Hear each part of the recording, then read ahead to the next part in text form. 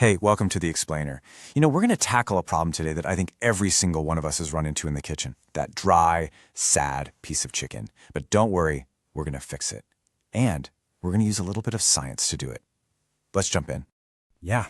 You know the feeling, right? You've spent all this time and effort on dinner, you're excited, and then you cut into the chicken and it's just dry.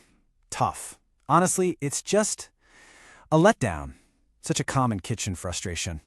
So you have to wonder, right? Why does this keep happening? Is my oven broken? Did I buy the wrong kind of chicken? Or is there some secret out there, some trick to getting that juicy, perfect result every single time? Well, guess what? There is a secret. It's what professional chefs use. But here's the best part. It's not some complicated technique or fancy gadget. Nope. It's a really simple scientific principle that, honestly, guarantees incredible results. So let's break it down. Okay, you ready for it? The big reveal? The secret weapon in this whole fight against dry chicken? It's called brining.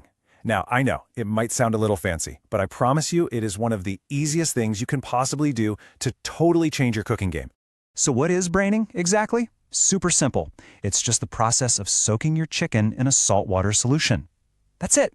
I mean, you can add things like herbs or spices if you want, but at its heart, it's just salt and water. But how? How can something so basic, literally just a saltwater bath, create such a huge, dramatic transformation? Well, the answer, it's all in the science.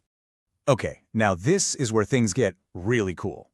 There are actually 3 key scientific reasons why brining works so well. I like to think of them as the 3 superpowers of salt. Yep, 3 scientific superpowers. Let's dive into exactly what these principles are that completely transform a boring piece of chicken into something amazing. All right, superpower number 1, moisture retention. Here's what happens.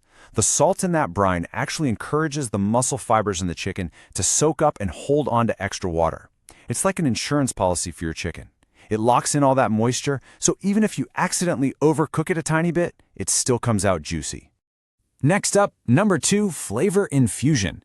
Look, seasoning the outside of chicken is great, we all do it. But at brine, that seasons the meat from the inside out.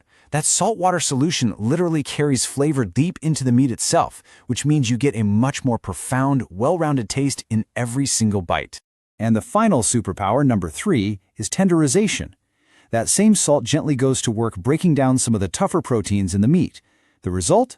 A noticeably softer, more tender texture that just melts in your mouth. Okay, so the science makes sense, right? Now for the important part. How do we actually do this in our own kitchens? Well, good news. It's incredibly easy. Let's walk through it.